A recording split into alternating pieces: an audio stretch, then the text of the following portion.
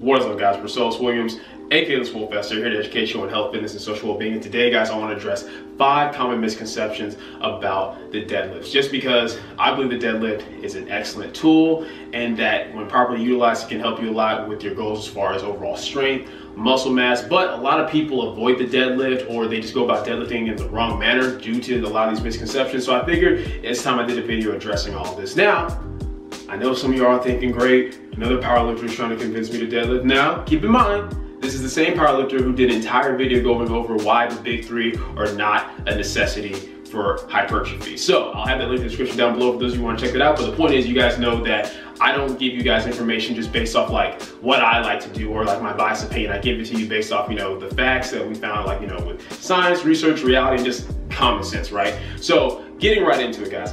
The first misconception, and probably the biggest misconception that I get when it comes to the deadlift, is that it is just an ego lift. That it's only useful, for power lifters and people who just want to kind of show off how strong they are, but that it doesn't have any real benefits as far as hypertrophy.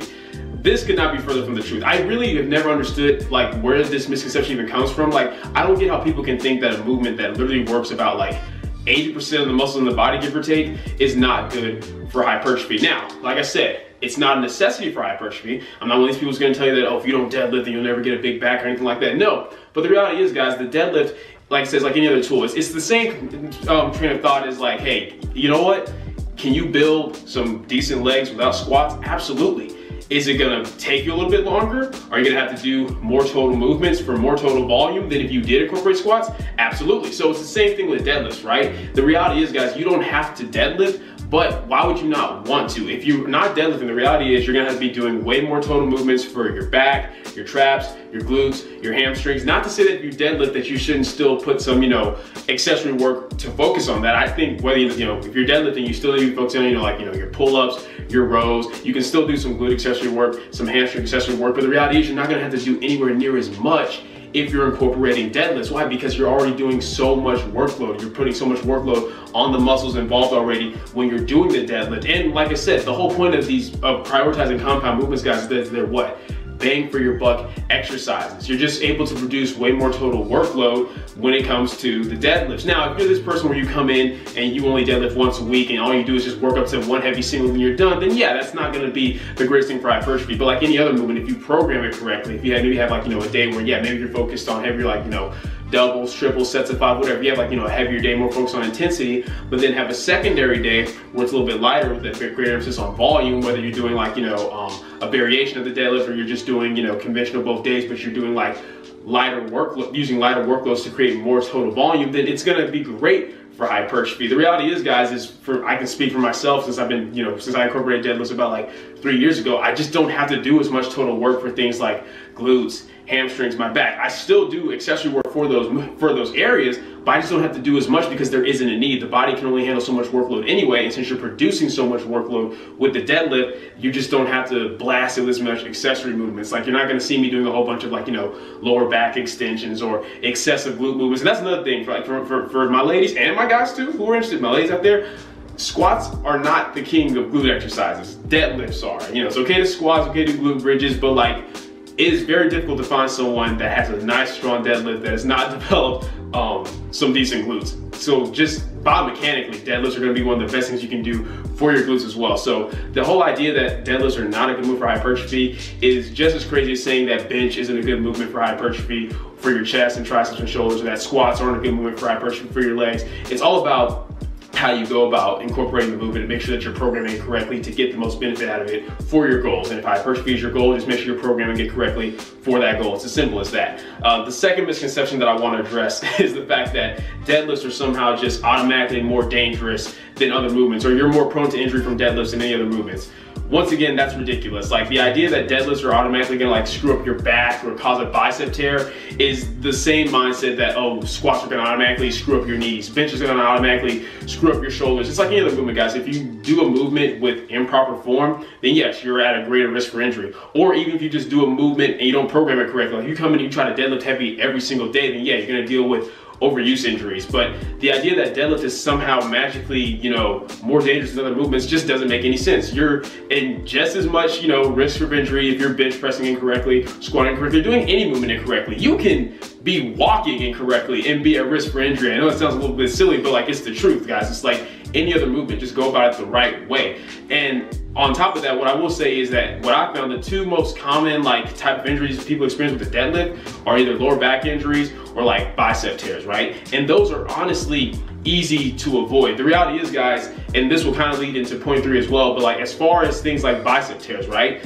And a lot of people think like, oh, people tear their biceps all the time because they use mixed grip and stuff like that. The reality is this, guys, people tear their biceps on their deadlifts more often than not because their biceps are not strong in this locked out position, right? When you're locked out like this, and that's because of how they go about doing their curls and like their rows. If you're doing your rows like half repping, you're not going through a full range of motion where you're fully locking out. If you're doing your curls and you're just coming like from here to here, you're not coming all the way down, locked out. Well, let's say you do curls with like 100 pounds. Let's say you do pull-ups with like 50 pounds strapped to yourself. If your body's not even used to holding your body weight plus 50 pounds in this fully extended position, or if your biceps aren't even used to like curling 100 pounds in this full extended position, well then of course you're gonna deal with bicep injuries when you're trying to pick up 400, 500, 600 pounds in this position. Why? Well, because your bicep isn't used to being in that position and carrying that much of a load. So something as simple as make sure you're going through a full range of motion whenever you're doing all your pulling work, whether it's like, you know, rows, pull-ups and curls, is gonna help you so much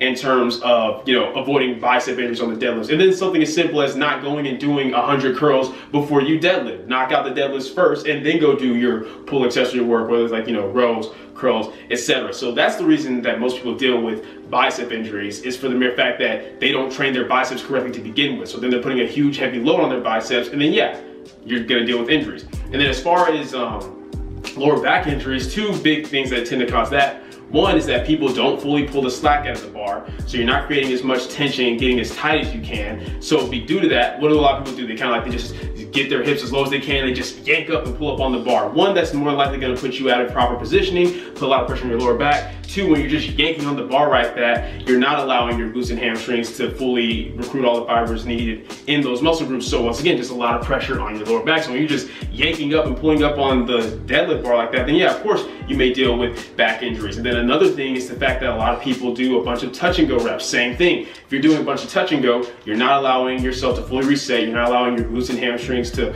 fully recruit all the fibers involved. And therefore, same thing, you're putting a lot of that pressure on your back. But the idea that deadlifts just automatically put you at greater risk for injury is silly. It's like anything else. If you do it incorrectly, then you're at greater risk for injury. But like I said, speaking of touch and go deadlifts, that leads me into misconception number 3. And that is this idea that touch and go deadlifts are a useful tool for creating more total volume or hypertrophy when it comes to the deadlifts. This is just absolutely ridiculous for the mere fact that, one, like I said, puts you at far greater risk for injury. Two, people's idea is that, okay, I can do more reps if I do touch and go, or I can do more weight for more reps if I do touch and go, so that's gonna be better for volume and hypertrophy. But the thing is, once again, guys, when it comes to doing more reps, more sets, more weight, that's only useful when we're keeping the movement consistently. It's called a deadlift for a reason, because you're supposed to be moving it from a dead stop, right? You lift the weight from a dead stop. If you're not doing that, you're not doing as much total work as you think, because a lot of the momentum and the bouncing off the ground is what's moving the weight. A lot of the kinetic energy is what's moving the weight. Your muscles aren't doing as much work because you're not taking the time to reset, let your muscles fully load up and do the work. Once again,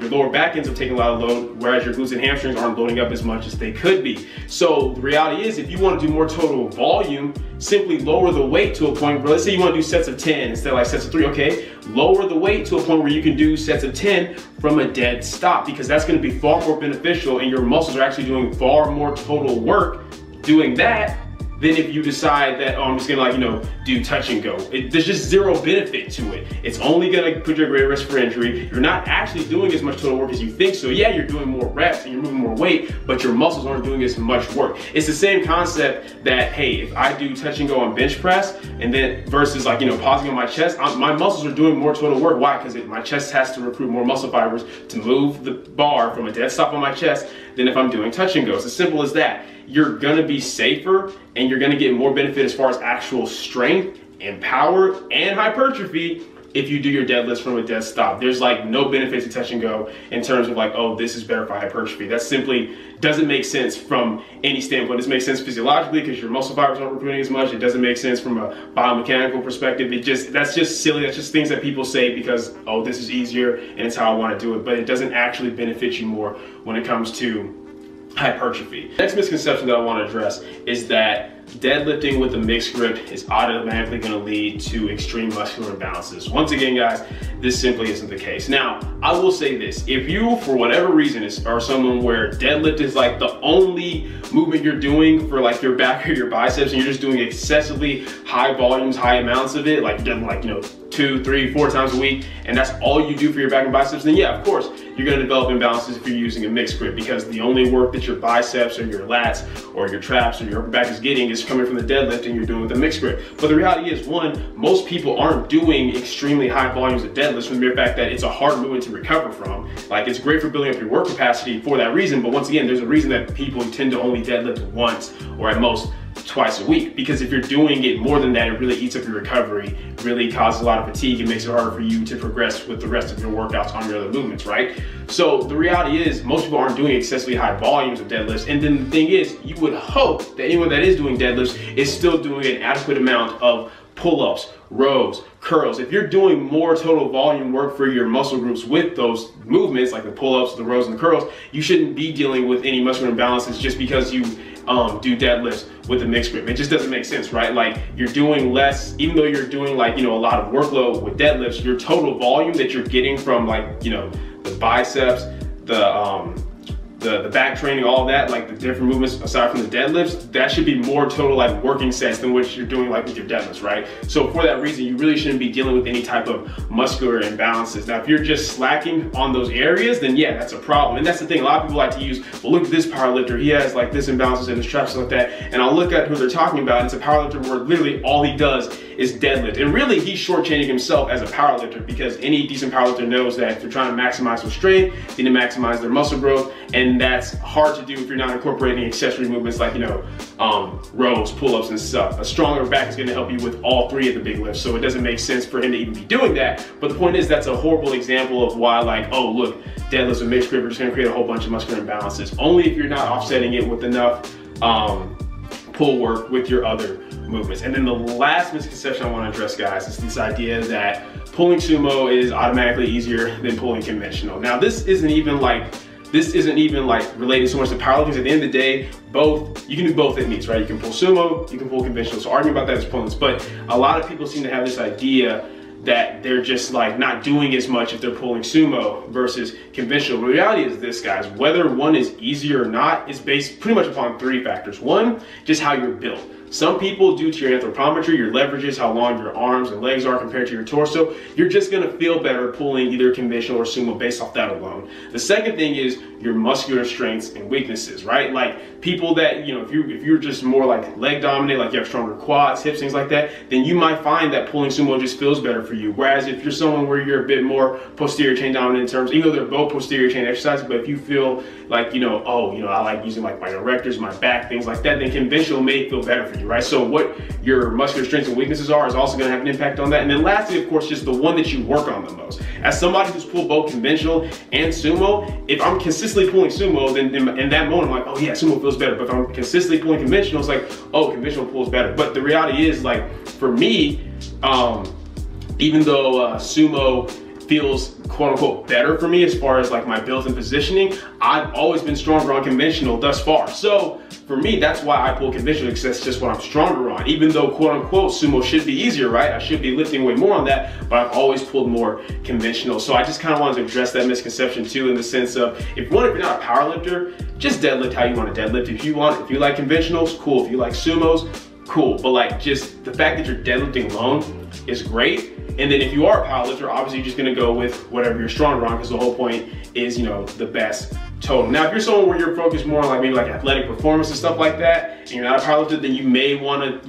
pick the conventional over the sumo, just because it's a little bit more applicable. It's a longer range of motion. You're doing a little bit more like total work in that aspect. But then again, if you're involved in some type of athletic endeavor, your chances are you're not gonna be deadlifting that much anyway. Not because it's not a great movement for strength, but because once again, it really eats at your recovery. So if your focus isn't just strength training, weight training alone, your focus is maybe like, football or something like that. That's the reason a lot of football players don't deadlift a lot, is because it just really eats at the recovery. But yeah, that's pretty much it for this video, guys. Just wanted to go over those misconceptions.